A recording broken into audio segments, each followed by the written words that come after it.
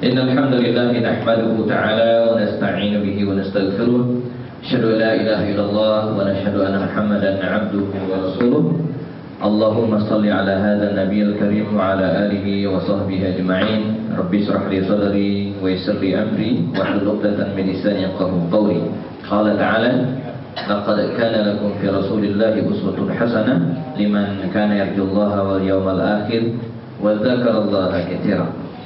Hadirin dan hadirat, ikhwan akhwat jamaah Masjid Al-Ikhlas Mall Casablanca yang saya hormati, kita sama-sama mengucapkan syukur kepada Allah Subhanahu wa taala siang hari ini diperkenankan kembali untuk bertemu untuk yang kesekian kalinya dalam ta'lim ya, sekitar 40 menit ke depan jelang jam 1 siang. Kita akan meneruskan serial kajian sirah nabawiyah kita. Pada pertemuan sebelumnya kita baru bahas tentang muqaddimah ya, urgensi ya, mengapa kita harus belajar sirah nabawiyah, belajar sejarah hidup Rasul sallallahu alaihi wasallam. Nah, pada kesempatan kali ini kita akan mulai pembahasan tentang kehidupan Rasul SAW karena bersifat semi berseri begitu kira-kira. Jadi teman-teman sekalian nggak boleh absen gitu ya. Jadi mesti ikut terus ya. Sebab tidak ada acara kuliah tambahan nanti nggak ada ya. Jadi kalau ada yang bolong ya, nanti di akhir semester bisa nggak lulus ya. Bisa ada yang nggak nyambung antara satu dengan yang lainnya. Dan yang kedua, belajar sirah nabawiyah ini, baik belajar maupun membacanya, itu nggak cukup sekali. Ya, persis kayak kita baca novel. Ya. Baca novel itu kalau sekali baca mungkin baru tahu jalan ceritanya. Ya. Tapi kalau berkali-kali maka kita akan paham karakternya, bahkan spirit dari sebuah cerita tersebut. Ya. Saya ingat di masa kecil dulu karena ketiadaan buku, kelangkaan buku, dan antara sekian banyak yang sampai ke pelosok kampung saya itu adalah karyanya Pak Bastian Tito ya, Wiro Sableng. Nggak tahu ada yang se-level saya nggak usianya ya.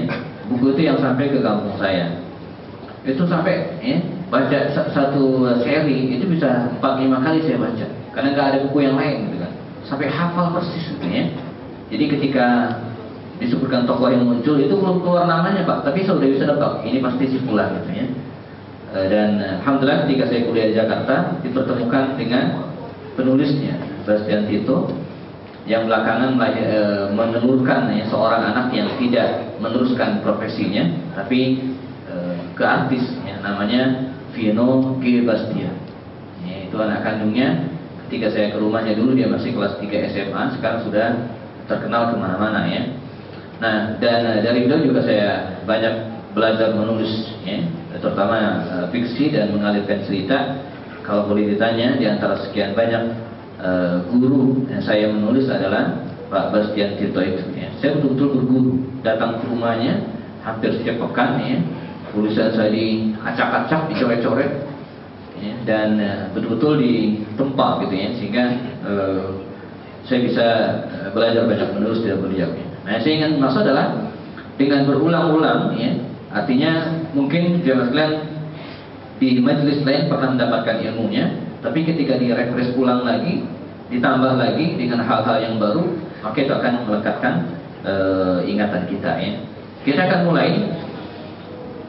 Kalau bicara tentang sejarah hidup Rasul SAW, ibu-ibu dan jazakumullah, biasanya ya, dalam karya-karya tulis para ulama sejarawan tidak langsung menulis Rasul ya, pada start kehidupan beliau ya.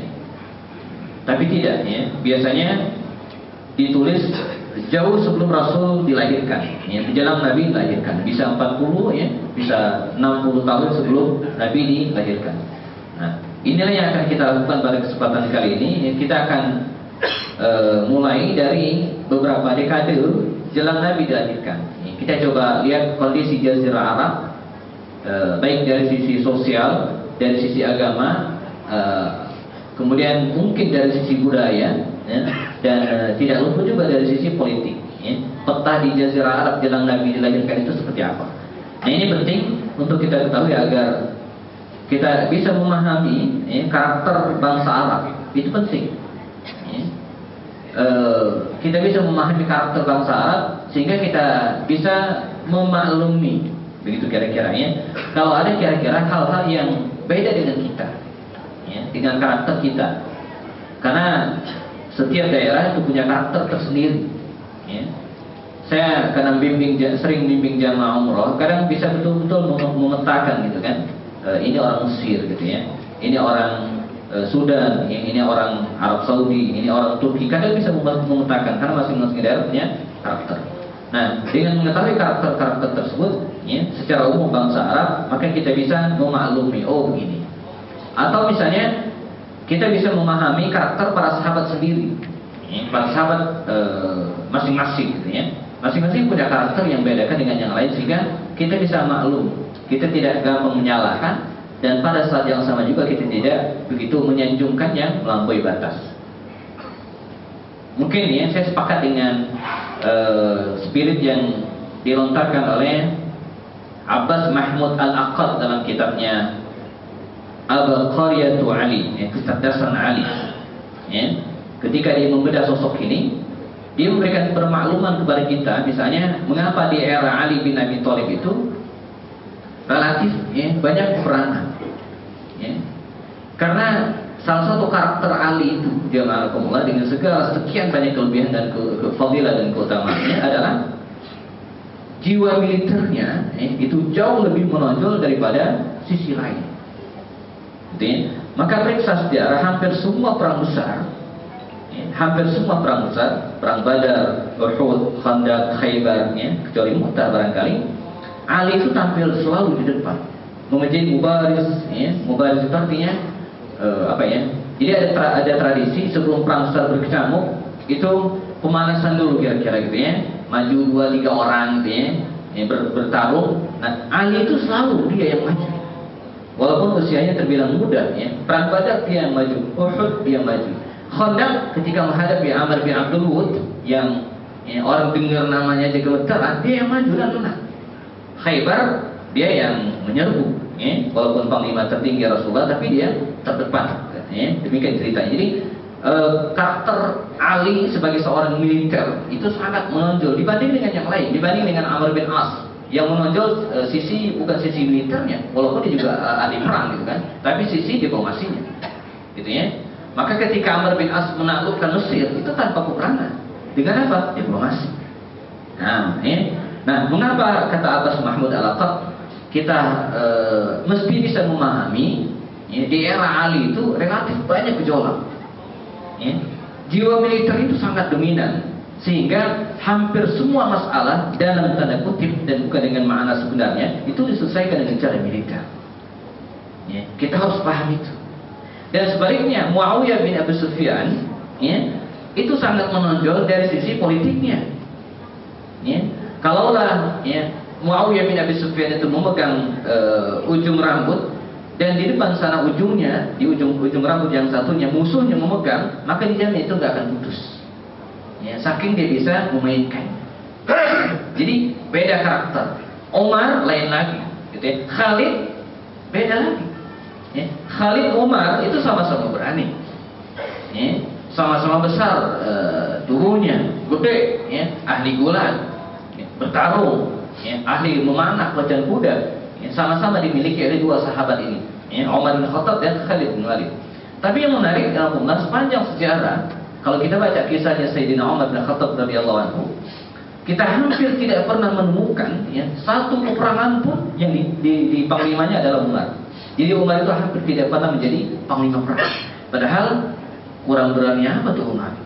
Sampai kata Rasul, ya, walladzi nafsi biyadihi, demi jiwaku yang berada di tangannya, ya, setan itu tidak akan pernah melewati jalan yang pernah dilewati oleh Umar. Ya. Jadi kalau ada gang sempit begitu kira-kira, ya, analoginya, Umar pengen lewat, sini setan pengen lewat, setan tuh minggir duluan Pak, mempersilahkan Umar yang lewat. Saking beraninya. untuk mendiamkan jamaah, dia tidak perlu teriak, cukup semua diam gitu ya, takutan. Itu Umar. Suatu saat ketika ibu-ibu datang menghadap Rasulullah menanyakan banyak hal, biasanya ibu-ibu dari dulu sama ya. Ustaz yang jelasin di belakang ngobrol gitu kan, kecuali di sini enggak ya. Itu juga Nabi menjelaskan, di belakang ibu-ibu ngobrol. Begitu Umar datang semua diam. Kata Rasul luar biasa ya. Ternyata kalian lebih takut kepada Umar daripada kepada saya. Berani, wibawa. Khalid ya, jangan cerita ya. Kepanglimaan dan keberanian juga luar biasa. Dalam perang Yarmuk itu ya, dia biasa menghalau orang. Dalam Allah Khalid itu 1 lawan 10. Dia sendirian, musuhnya 10 mengepung dirinya, dia keluar sebagai pemenang. Bahkan ada kisah ketika kaum muslimin perang Yarmuk 39.000 orang jumlahnya, musuh 250 orang, 250.000 orang. 39.000 lawan 250.000 orang. Itu ada kisah menarik. Kata Khalid yang bersama dengan panglima yang lain, Amr bin As dan yang lainnya ya. Kita pecahlah pasukan musuh, kata Khalid. Di depannya terbentang lautan tentara. Ya, di sini kaum muslimin 39.000 lawan 250.000, jauh banget. Ya, caranya gimana? Kita pecah belah, kata Khalid. Kita terobos, kemudian kita obrak-abrik, pecah belah. Ya. Oke, kata yang lain. Maka dia masuk dengan kudanya, dia masuk, macam begitu ya. Dia udah pepeh gitu kan, udah pergi balik lagi. Ini temannya belum ada yang masuk. Ini luar biasa. Walaupun di antara hal yang membuat dia sedih, dia dengan segala keberanian dia meninggal di tempat tidurnya. Itu yang membuat dia menangis. Nah, Umar Khalid itu berani, tapi keberanian mereka beda. Ya. Umar itu keberaniannya lebih bersifat defensif, bertahan. Ya. Jadi kalau ada yang macam-macam, Umar lebih kepada sisi itu. Ya. Karenanya lagi-lagi kata Abbas Mahmud Al-Aqad, saya kebetulan punya koleksi banyak tentang biografi sahabat Nabi yang ditulis oleh sastrawan, budayawan dan wartawan ini. Namanya Abbas Mahmud Al-Aqad. Kata beliau, di antara kalimat yang paling sering ya, keluar dari lisannya Umar, ya, paling sering diucapkan Umar di samping Rasulullah adalah, ya Rasulullah, izinkan saya memenggal leher orang ini. Jadi kalimat yang paling sering diucapkan Umar ya, ketika mendampingi Rasul apa? Ya Rasulullah, izinkan saya memenggal leher orang ini. Ya Rasulullah, idzan li atriku unuqa hadzal rajul, hadzal munafiq, hadzal kafir. Kata Umar. Kata Abu Bakar Siddiq ya, mendetilkan karakter Umar itu ya, zahiruhu ka batinihi. Ya, gimana bentuk luarnya begitulah aslinya Umar. Berani sama-sama tapi keberanian yang berbeda. Khalid itu keberanian sifatnya ofensif, menyerang. Ya, yang kata Umar sendiri, saya dalam banyak kesempatan tidak mungkin bisa melakukan apa yang dilakukan oleh Khalid. Umar ngaku, nggak mungkin saya lakukan dengan segala keberanian yang kadang ya tidak bisa diulangi. Ya, jadi cuma sekali itu doang gitu. Kalau diulangi bisa gagal. Ya, keberanian yang sangat luar biasa gitu ya. Tapi keberanian yang berbeda. Umar bersifat defensif dan Khalid bersifat ofensif, dan mereka keluar dengan prestasinya yang dibilang masing-masing. Umar dengan defensifnya bisa bertahan menjadi seorang negarawan sukses, ya, sehingga Mikhail Hahad pun memasukkan ya sosok Umar ini dalam bukunya 100 tokoh paling berpengaruh dalam sejarah yang menempatkan Rasul pada urutan pertama. Ya. Dan Khalid juga gemilang dengan segala keberaniannya sebagai panglima perang. Nah, ini pentingnya kita mengetahui karakter Jazirah Arab, ya, orang Arab secara umum pun karakter para sahabat secara khususnya. Ini kita loncat saja, awal mula penulisan sirah ini ada buku kecil judulnya Tahdzib Sirat Nabawiyah di Ibn Hisham. Kira-kira itu judul aslinya. Jadi ringkasan atau semacam pengantar ya untuk membaca buku Sirah Ibn Hisham. Kan di antara buku yang paling tua ya, dan mesti dijadikan rujukan. Kita nyaris tidak pernah bisa menulis Sirah Nabawiyah kalau tidak bisa merujuk buku ini, yaitu buku karya ya, Ibn Hisham, Sirah Ibn Hisham. Nah, konon buku ini awalnya itu bermula dari ide Umar bin Abdul Aziz ya. Ada juga mengatakan era setelahnya Abu Ja'far al-Mansur di era Abbasiyah. atau para khalifah waktu itu meminta para ulama untuk menulis buku sejarah. Maka ditulislah buku sejarah. Dan waktu itu ulama, para ulama sejarawan ketika menulis itu jarang yang tipis. Kalau sekarang kan setipis mungkin gitu ya, buku-buku ditulis supaya cepat selesai dan kemudian bisa dijual segera gitu ya. Kalau dulu enggak, ulama-ulama dulu kalau nulis itu tebal-tebal. Pertimbangannya antara lain adalah pertimbangan honor. Karena seberapa berat karyanya, seberat emas itulah yang akan diterima dari para penguasa. Jadi ditimbang. Makanya buku saya yang judulnya 101 Sahabat Nabi itu 8 ons, 2 jilid, 1,6 kilo. Jadi kalau saya hidup di era Bani Abbas saya akan mendapatkan uang seberat 1,6 kilogram emas dari penguasa. Saya yang udah hidup di era Jokowi gitu ya. Sehingga dapat royalti hanya 5-10%. Itu pun kalau penerbitnya jujur. Kalau nggak jujur saya nggak dapat apa-apa. Ada 5 buku yang saya bahas ini saya tidak dapat royaltinya, hilang begitu saja. Saya cari juga penerbitnya juga tidak jelas gitu ya. Nah, dulu mereka menulis yang sangat panjang. Adalah Ibnu Ishaq, Muhammad bin Ishaq menulis buku yang sangat panjang, yang konon dari era Nabi Adam sampai terus. Seperti Ibnu Katsir yang menulis Al-Bidayah wa Nihayah, itu kan dari Nabi Adam sampai kiamat gitu kan tebal banget tuh. Dan salah satu bab kecilnya terbit oleh Pustaka Al-Kausar, Huru Hara Hari Kiamat. Itu salah satu bab segini tebalnya, itu bab kecilnya. Coba bayangin buku besarnya. Dari Nabi Adam sampai hari kiamat coba. Kan hari kiamat kan berdasarkan hadis bisa ditulis tuh. Ciri-cirinya gitu kan, jalan hari kiamat bisa. Tebal luar biasa. Nah, Muhammad bin Ishaq ini juga demikian. Dia nulis tebal banget, luar biasa. Disetorkan ke khalifah, oleh khalifah dimasukkan ke gudang, dijadiin arsip. Jadiin arsip. Nah, dan berjalanlah waktu sehingga karya Ibnu Ishaq ini tidak bisa kita nikmati lagi ketika pasukan Hulagu Khan, Mongol Tartar menyerbu Baghdad tahun 656 Hijriah atau 1200 sekian Masehi, menghabisi Baghdad dan lenyaplah karya-karya besar umat Islam, termasuk buku sirah atau sejarah yang ditulis oleh Muhammad bin Ishaq ini. Nah, beruntung ada salah seorang muridnya yang sempat menghafal sebagian isinya dan kemudian menulisnya dalam bukunya Sirah Ibnu Hisham, yang sampai hari ini masih abadi, kita bisa baca dan bisa kita nikmati. Nah, buku Ibnu Hisham inilah barangkali salah satu buku yang tertua yang terlengkap. Yang lain ada tapi nggak lengkap. Yang lengkap dan sampai sekarang kita bisa nikmati itu pun sebagian besar adalah yang dihafal dari gurunya Ibnu Ishaq. Makanya dalam buku Ibnu Hisham itu kita suka baca qala Ibnu Hisham, qala Ibnu Ishaq, qala Ibnu Ishaq. Dia mendapatkan dari gurunya. Nah, kita nyaris tidak bisa menulis sirah, mengajarkan sirah kalau tidak merujuk ke buku Sirah Ibnu Hisham ini. Sumber penulisan sirah, Al-Quran, hadis, jelas. Ketika menulis sirah itu kita tidak bisa melepaskan dari Al-Quran. Karenanya menyambung yang saya pernah sampaikan bulan lalu, urgensi belajar sirah itu adalah untuk memudahkan memahami Al-Quran dan hadis. Jadi semakin paham kita sirah, semakin bagus pemahaman kita tentang sirat nabawiyah, maka kita akan semakin mudah memahami Al-Quran dan memahami hadis.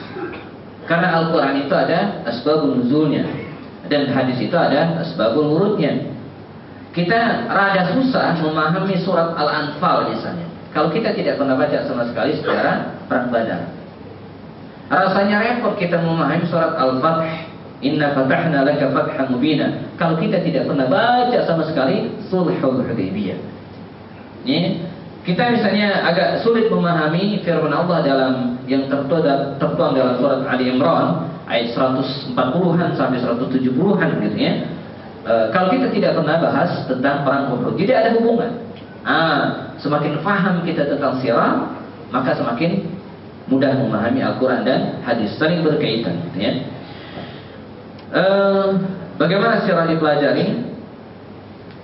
Kajian-kajian sirah ini mesti dilakukan secara objektif. Ini di awal-awal ketika para ulama dulu menceritakan tentang sejarah hidup Rasul, mereka menuturkan apa adanya. Nah, baru pada abad ke-19 kekinian gitu ya, mulai ada penulisan sirah secara subjektif. Karena itu, kalau ada yang nanya, ya, ini sebelum teman-teman nanya, saya kasih jawaban aja ya. Kalau ada pertanyaan, Ustaz, ya, saya ini orang awam, dari mana mulai belajar sirah? Takut salah. Nah, saya sarankan baca buku yang sifatnya objektif dulu, jangan langsung yang menganalisa. Ya, jadi lahap kalau bahasanya itu kutubal ummahat gitu ya, buku-buku induk yang sedikit analisanya, yang bisa dijadikan marja ya, rujukan mungkin walaupun sifatnya kontemporer, mungkin buku karya Syekh Safi Rahman Al-Mubarakfuri yang judulnya Ar-Rahiqul Maktum itu mungkin menarik.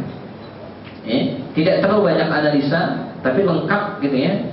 Dia adalah pemenang lomba sirah nabawiyah tingkat internasional tahun 80-an yang dilaksanakan oleh Rabita Alim Islami. Ini buku ini diakui oleh semua harakat, ya, dan menarik. Nah, ini rujukan. Kalau tidak mau merujuk ke buku Ibnu Hisham yang sangat berat, penuh dengan syair, ya, lengkap dengan bin-binnya, pusing bacanya. Itu 5 menit baca jadi batal, karena bentuknya memang rada tebal gitu ya. Apalagi yang versi terjemahan, jadi langsung itu nyenyak kalau taruh sini gitu ya, tebal banget, capek bacanya. Nah, bisa merujuk ke kita mulai ya, baca buku yang sifatnya objektif gitu ya. Jadi apa adanya, tidak terlalu banyak analisa. Nah, setelah menguasai buku ini, baru kita ya, melahap yang sifatnya analisa. Ya, mulai menganalisa sirah nabawiyah ya. Nah, muncul penulisan sirah yang ya, melihat dari sisi berbagai sisi. Ya. Lihat dari sisi politik, ya, dari sisi ekonomi, ya, dan sekarang sudah banyak. Seperti buku yang tulis oleh Ramadan Al-Buti, Syekh Ramadan Al-Buti, Fiqh Sirah, ya, itu kan sudah menganalisa. Yang rada berat misalnya buku Al-Manhaj Al-Haraki, ya, karangan Dr. Munir Muhammad Al-Khutban. Itu buku menurut saya sangat menarik. Di samping buku-buku yang lainnya gitu ya, anak-anak analisanya sangat-sangat tajam dan kekinian gitu ya. Nah, itu bisa kita jadikan sebagai rujukan. Nah, berikutnya muncul penulisan sirah yang tidak lagi menggunakan riwayat dan sanad sebagai tolak ukur. Nah, ini juga harus kita waspadai. Masyarakat kita kan sangat suka dengan cerita-cerita yang aneh. Misalnya kisah tentang hijrahnya Nabi ketika beliau berada di Gua Thur menginap 3 hari. Pada hari yang kesekian, ya, datang pengejarnya ingin menangkap Rasul. Mereka sudah sampai ke atas Gua Thur itu, tapi mengurungkan masuk ke dalam. Kan begitu ceritanya. Mengapa? Karena bersarang burung merpati dan ada laba-laba menjaring sarangnya di pintu gua. Ini terkenal sekali ceritanya. Ya. Tapi kata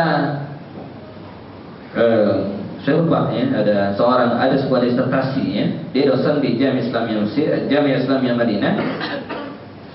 Saya punya bukunya 2 jilid di rumah. Ya. Ini kajian ilmiah. Dia bilang hadis yang menjelaskan tentang riwayat ini ya, itu dhaif, lemah, padahal terkenal sekali. Ya. Nah, kita mulai agak sensitif yang gini-gini nih, ya, mesti gitu ya. Jadi tidak menceritakan lagi kisah-kisah yang dhaif, ya, walaupun itu terkenal. Maka dalam buku yang disebut tadi, dalam karya Syekh Safi Rahman Al-Mubarakfuri, Ar-Rahiqul Maktum judul asli Arabnya, itu cerita ini nggak ada, ya, karena dianggap sebagai hadis yang lemah. Ya. Jadi kita mulai memperhatikan sanadnya, gitu kan, mulai memperhatikan sumbernya, ya, sehingga kita tidak gampang ya melahap kisah-kisah yang nggak jelas sanadnya. Apalagi sekarang ketika kisah itu dimunculkan penuh dengan kepentingan-kepentingan, ya, kepentingan ekonomika, kepentingan politika, atau bahkan mungkin kepentingan ideologi. Orang-orang Syiah, mohon maaf ya, ketika mereka menuturkan cerita tentang sirah nabawiyah, penting dengan ya, kisah-kisahnya itu ya, begitu ditonjolkan tentang Ali misalnya, tapi dihabiskan sedemikian rupa tentang Umar bin Khattab misalnya kan. Itu kan salah satu cara untuk mendiskreditkan para sahabat Nabi yang harus kita hindari.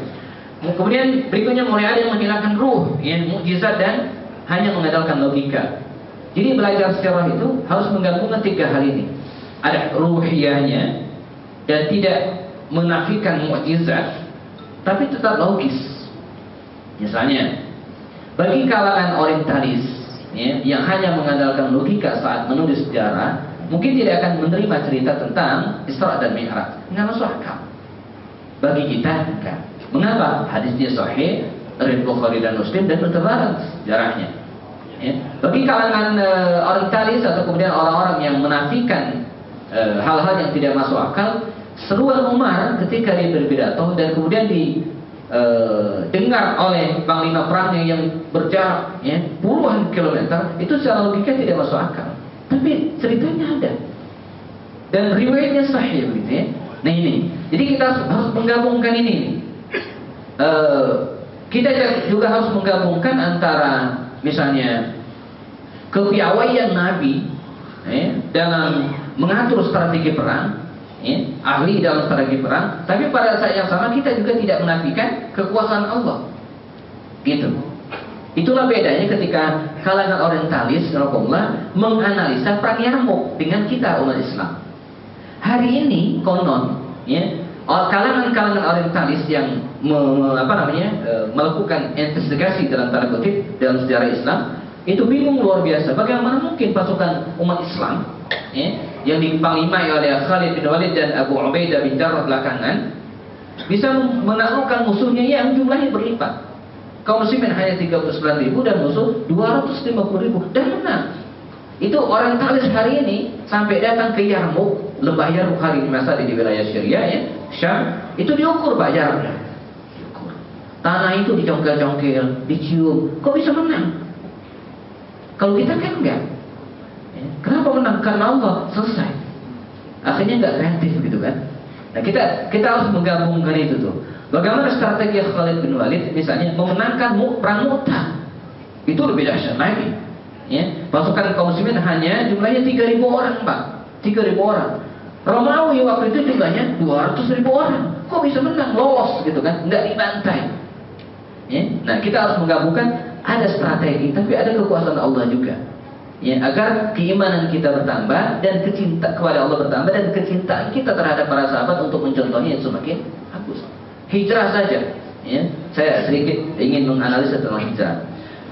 Hijrah itu namanya hijrahnya Rasul. Itu adalah gabungan antara kemampuan baginda Rasul dalam mengatur strategi dan kekuasaan Allah itu tidak bisa dinafikan. Misal, rumah Nabi dikepung, 10 tokoh Quraisy dengan senjata lengkap, nggak mungkin bisa kabur. Logika ini demikian. Tapi bisa lolos. Paling tidak ada 3 strategi yang digunakan Rasul sebagai manusia. Pertama, nyuruh Ali tidur. Itu strategi itu. Tujuannya apa? Ketika orang yang mengepungnya ngintip, mereka santai. Tenang, orangnya masih tidur. Saking santainya, mereka ketiduran. Kan begitu logikanya.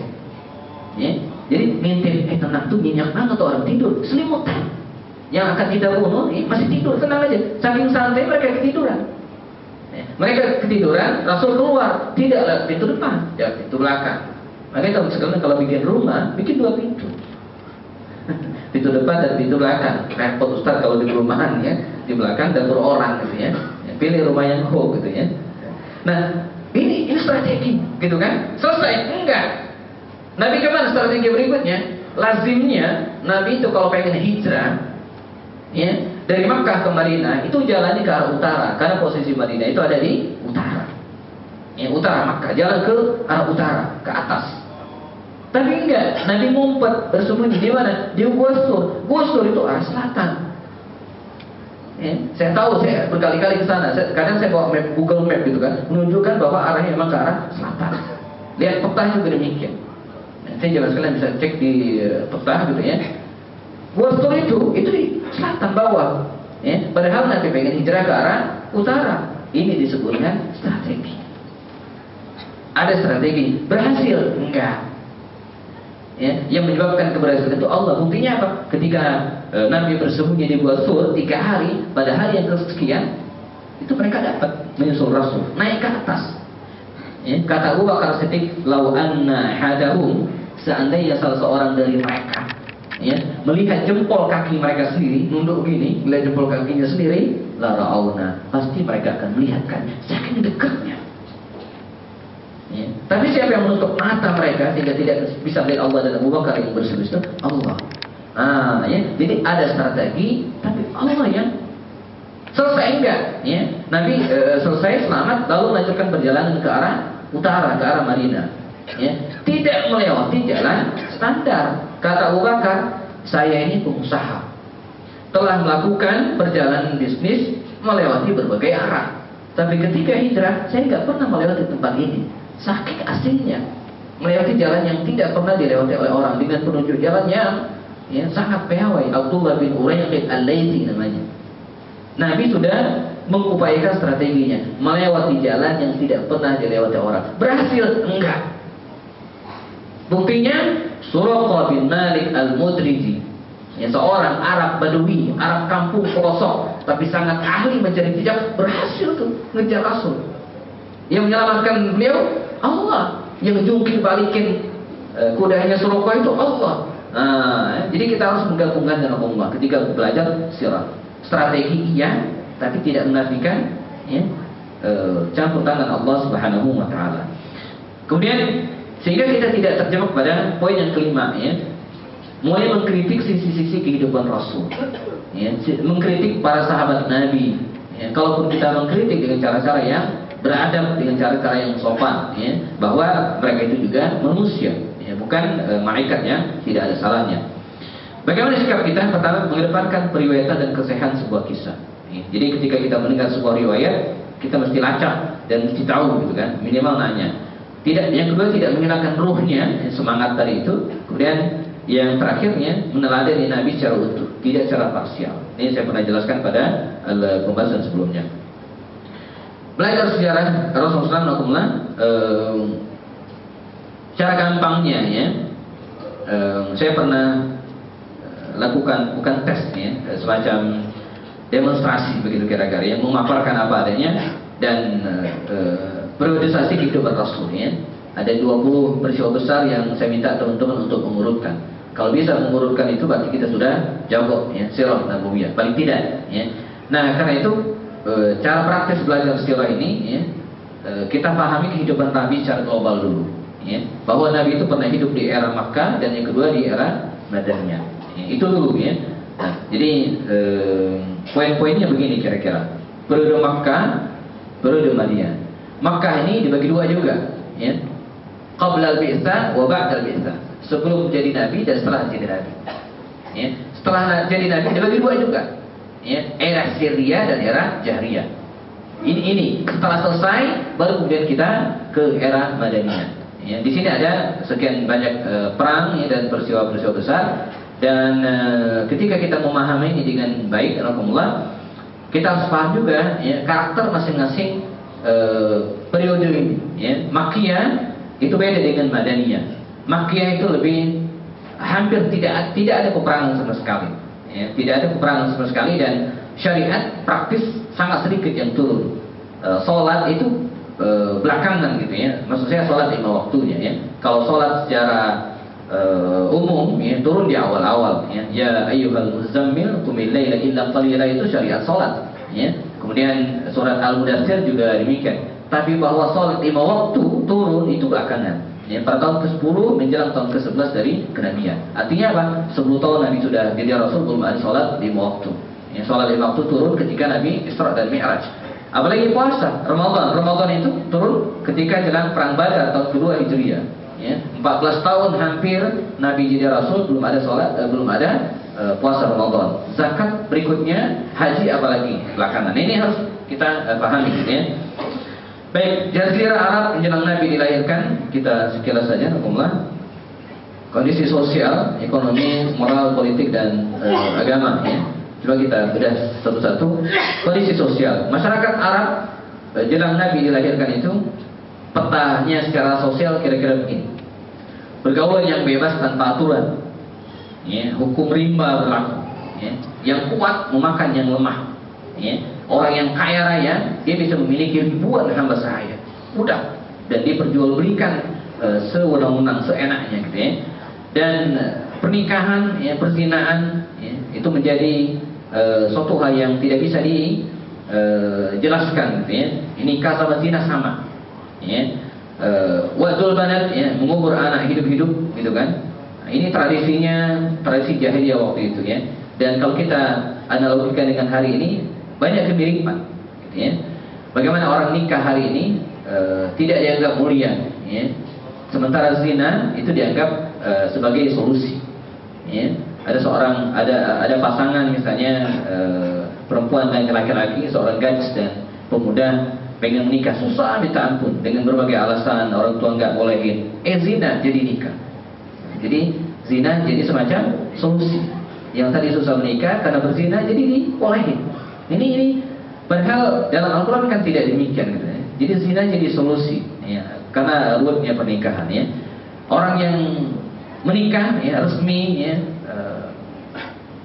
saya bukan pengagum berat Agim, tapi ketika beliau dizalimi saya juga tersinggung gitu ya. Misalnya ketika beberapa tahun lalu ketika beliau menikah lagi, ini ibu-ibu ya, di Bekasi itu ada seorang ibu yang sepanjang tahun ya memasang fotonya bersama dengan Agim ya di rumahnya, gede banget. Begitu tahu Agim menikah lagi, itu foto diambil, dibanting. Wah, sebuah televisi swasta menyorot dengan sangat dramatis. Saya kira kalau bantingannya kurang kencang itu diulang tuh bantingannya gitu ya, supaya lebay gitu ya, supaya lebih heboh lagi gitu kan. Artinya dihinakan sedemikian rupa ya, derajatnya ya, bisnisnya dihancurkan gitu ya. Dan Agim sampai berapa tahun dia harus tersiap-siap untuk membersihkan dirinya yang tidak kotor itu gitu ya, sampai dinangis di hadapan ibu-ibu bahwa istrinya, ibu apa salah saya apa? Ya salahnya nikah lagi pak gitu ya. Itu yang tidak bisa terima oleh ibu. Tapi di sebelah sono gitu kan, ada seorang artis yang kita semua sudah ketahuan ya perzinaannya dan tidak bisa disembunyikan, mengaku dan seterusnya. Begitu keluar dia menjadi jagoan lagi. Nah ini fakta. Ya, betapa kehidupan kita hari ini sudah demikian mirip dengan kondisi jahiliyah di bangsa Arab dulu ya. Kalau dulu jazakumullah orang lahir anaknya baru dikubur, sekarang belum lahir sudah dibunuh gitu kan, sudah dimatikan gitu kan. Ini lebih parah lagi. Fanatisme kesukuan yang membawa perpecahan ini juga karakter bangsa Arab bila Nabi lahirkan ya, perang antar suku yang kadang disebabkan hal yang sangat sepele, dan ini PR kita ya, PR kita hari ini ya. Di antaranya adalah sulitnya merajuk ukhuwah di antara umat Islam. Karenanya begitu pentingnya poin ini. Tidak heran kalau Nabi itu ketika dia hijrah dari Makkah ke Madinah ya, hijrah min Makkah ke Madinah, hal pertama yang beliau lakukan adalah al-ikhab, menyatukan umat Islam, Ansar Muhajirin. Karena itu penting ya. Secerdas apapun kita, sekuat apapun kita, tapi kalau tercerai-berai ya, amburadul gitu kan, tidak mungkin kita bisa bangkit dari keterpurukan. Ini PR kita ya. Kemudian secara ekonomi ya, alam yang tidak bersahabat gitu ya, ya apalah yang bisa didapatkan dari jazirah Arab yang sering kerontang itu. Mungkin itu penyebabnya mengapa Makkah Madinah itu sepanjang sejarah tidak pernah dijajah seperti Indonesia yang ngantri penjajahnya ya. Jadi mau menjajah Indonesia itu ngantri gantian gitu kan, saking zuburnya. Tapi Makkah Madinah nggak ada. Siapa yang pernah jajah tanah gersang seperti itu ya? Mereka tidak tahu bahwa di dalamnya itu ada minyak yang mengalir sampai sekarang ya. Seandainya minyak itu habis, kalau habis mereka sudah menyiapkan bongkahan emas yang belum diambil sama sekali, belum disentuh sama sekali. Sementara sampai hari ini belum ada seorang ilmuwan yang bisa memprediksi minyak Arab Saudi itu akan habis. Seandainya habis, sudah ada emas. Saya pernah umrah dengan salah seorang alumni ITB. Kita naik ke bukit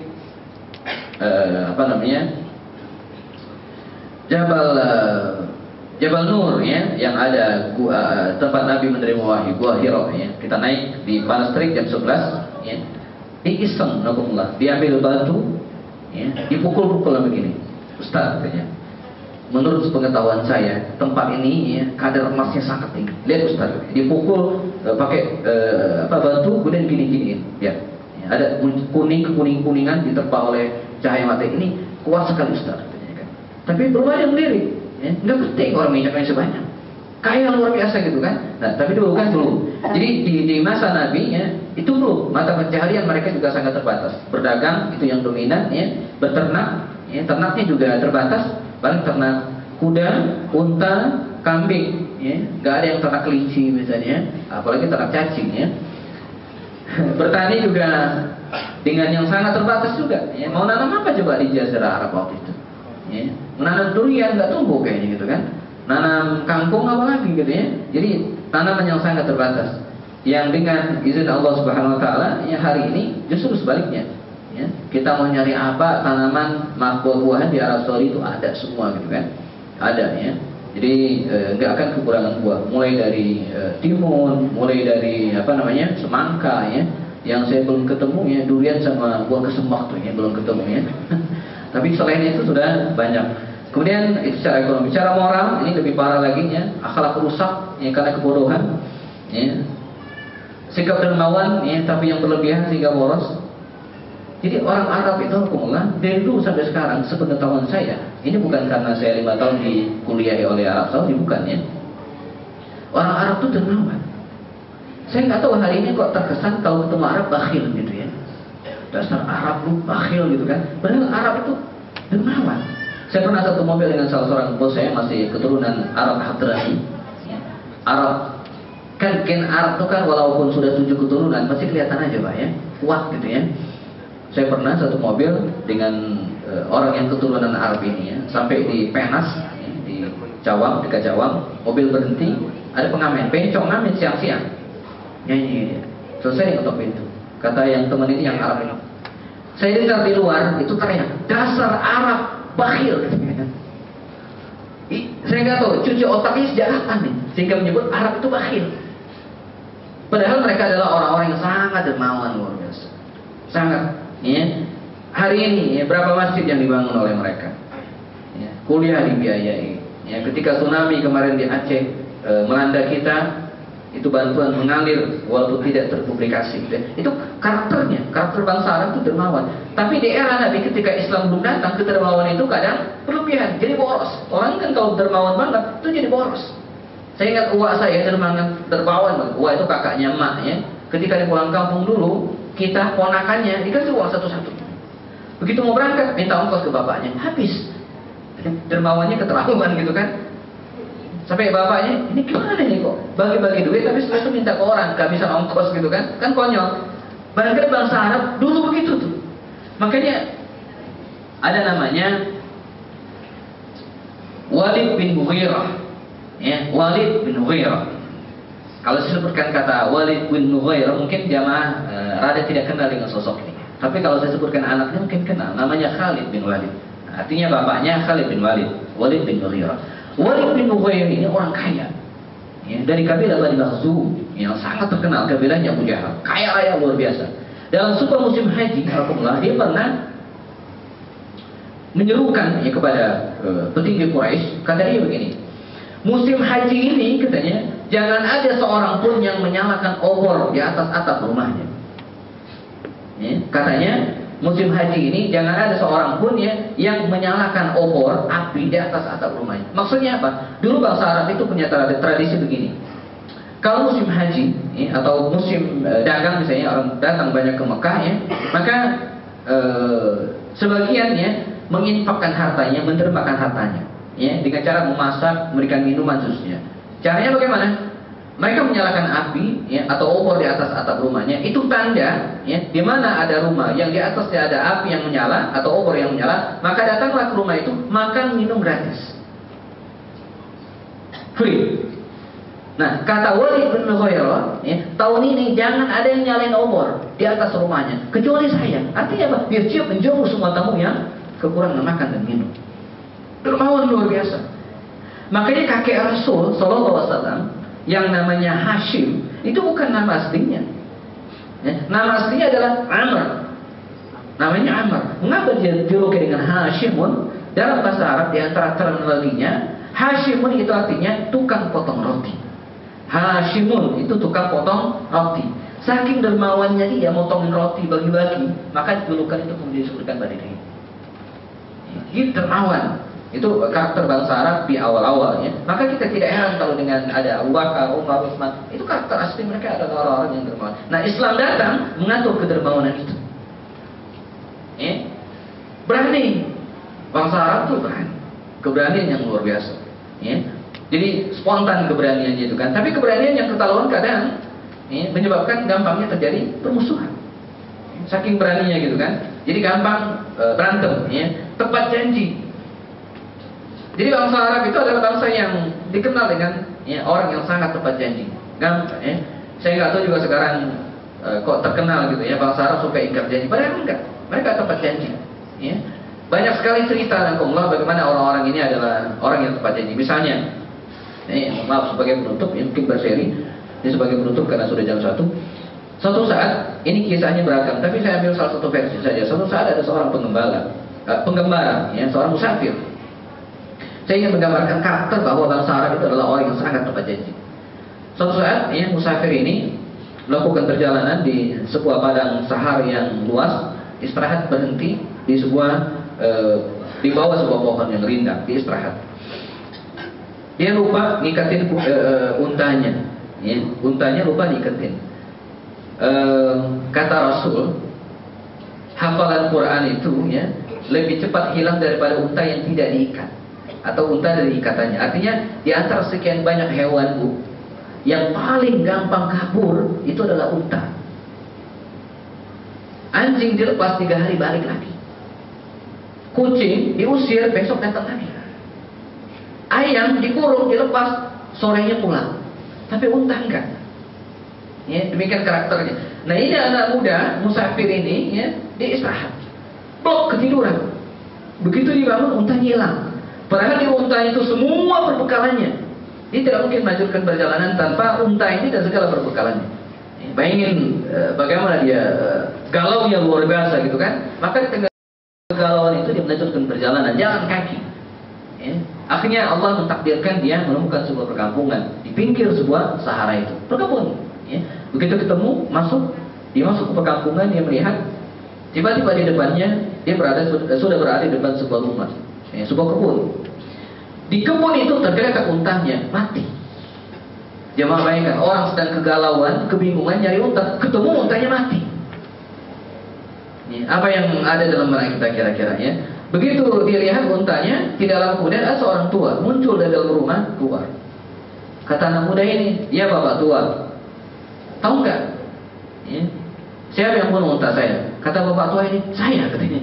Bayanginnya, saya katanya kan. Anak muda ini tidak mungkin bisa menguasai diri dengan segala emosinya, dengan kegalauan yang luar biasa, marah, yang kemudian dia ambil pentungan ke bahasa kita ini, dipukul tuh orang tua mati. Ya. Maka ditangkaplah dia dan diadili. Dan hakim memutuskan al-qisas, an-nafsu bin nafsi, membunuh sengaja membunuh betul tuh. Kan dalam Islam kan membunuh ada 3 kan? Ada qatlul amdi, bunuh dengan sengaja, qatlu ghairul amdi, bunuh enggak sengaja, ada qatlu syibhul amdi, bunuh mirip sengaja. Beda-beda hukumnya. Bunuh dengan sengaja dibunuh juga, an-nafsu bin nafsi. Ya. Kalau bunuh tidak sengaja, nembak burung kena kepala orang, mati orangnya, burungnya enggak. Itu kan enggak sengaja kan? Lain tuh hukumannya ya. Bercanda, gua tusuk lu, tusuk mati. Enggak sengaja bercanda, lain hukumannya gitu kan. Nah, ini orang bunuh dengan sengaja. Al-qatlu bil amdi, ya, bunuh dengan sengaja qisas, an-nafsu bin nafsi, harus dibunuh juga. Dan dia tidak bisa mengelak. Maka disiapkanlah ya untuk dieksekusi, dihukum pancung. Ya, dihukum pancung dan disiapkan. Sebelum dihukum pancung, ya, dieksekusi, dia minta satu permohonan. Kata dia, "Saya meninggalkan keluarga, ya, dan izinkan saya kembali ke keluarga saya untuk minta izin." Ya, kalau zaman sekarang kan sudah gampang, tinggal telepon datang. Itu kan waktu dulu kan nggak ada. Ya, izinkan saya pulang, ketemu dengan keluarga. Setelah itu saya balik lagi. Gitu. Kata hakim, boleh. Kami akan berikan Anda 3 hari untuk pulang dan balik lagi. Tapi mesti ada yang jamin. Gimana kalau nggak balik? Urusannya gitu kan? Ya, Anda boleh pulang, tapi nggak 3 hari lagi balik. Tapi mesti ada yang jamin nih. Kalau ente nggak balik gimana? Dia bingung, nggak ada keluarga di situ, nggak sih? Dia pantauan pengembara. Akhirnya seorang tua angkat tangan. Ya. Nah ini khilaf di kalangan para periwayat. Ya. Ada yang mengatakan Abu Dzar, Salman, ya. Tapi kita sebut dia seorang tokoh. Saya ingin menggambarkan tentang tepat janjinya ini. Akhirnya ada seorang laki-laki yang katakan, "Lalu saya menjaminnya." Maka tangkaplah orang tua ini, dikurung sementara anak muda ini pulang ke rumahnya. Hari pertama pulang belum balik, memang belum waktunya. Ya. Hari kedua ditunggu belum muncul juga. Emang batasnya 3 hari ya. Hari ketiga zuhur lewat belum datang. Zuhur. Padahal batas hari itu maghrib. Ya, jadi janjinya sebelum maghrib pada hari ketiga sudah hadir lagi. Zuhur belum datang, asar belum muncul, dikit lagi maghrib belum kelihatan. Maka disiapkan orang tua ini sebagai penggantinya untuk dieksekusi, dibunuh juga penggantinya. Maka di saat Al-Gojo menyiapkan untuk pengeksekusian ini, maka dari kejauhan muncul seorang laki-laki, lari dengan terbiri-biri, jatuh jungkirkan, lari ya, saya datang, tersungkur di depan hakim, saya datang, di ngos-ngosan, persis jelang matahari akan terbit, terbenam maghrib. Maka disiapkanlah untuk dieksekusi, ya, karena sudah maghrib, maka mereka melaksanakan sholat maghrib dulu, dan ba'da maghrib, ya, tuan rumah, ya, yang kehilangan bapaknya karena dibunuh tadi rapat. Dan terakhir mereka memutuskan untuk memaafkan anak muda ini, ya, memaafkan dia karena sudah tepat janji. Itu karakter asli, tepat janji. Karena ketika kita Rasul melaksanakan Sulhul Hudaybiyah dengan orang-orang kafir Quraisy, itu dikisahkan dalam hati Nabi itu tidak ada kekhawatiran agar mereka ingkar janji. Enggak. Maka tidak ada klausul kalau Anda ingkar janji apa hukumnya? Enggak ada itu. Karena Nabi tahu bangsa Arab itu adalah orang yang tepat janji. Beda ketika Nabi melakukan perjanjian dengan Yahudi, Tuhain. Nabi sudah mengantisipasi. Maka piagam Madinah yang tanda tangani oleh Rasul dalam piagam Madinah itu dengan orang Yahudi itu ada klausul. Kalau siapa yang berkhianat, maka ada klausulnya. Karena Nabi tahu bahwa orang Yahudi itu pengkhianat dari dulu. Dua karakter Yahudi dari dulu. Pertama pengecut, yang kedua pengkhianat dari dulu. Kalau perang selalu min wara'il dari balik benteng itu kan. Baca sejarah 3 Yahudi di Madinah, tidak ada yang berperang melawan Nabi dan para sahabat di luar benteng, seluruhnya di dalam benteng. Hatta Khaybar, pernah Khaybar sekali, penakut dan ingkar janji. Itu dari dulu sampai hari. Kita cut sampai sini, mohon diingatkan ya. Pada pertemuan berikutnya kita akan bahas lanjutannya, insyaallah. Masih jelang Nabi dilahirkan, kondisi politiknya, agama itu, agar kita lebih menguasai. Jazakumullah khairan jazak.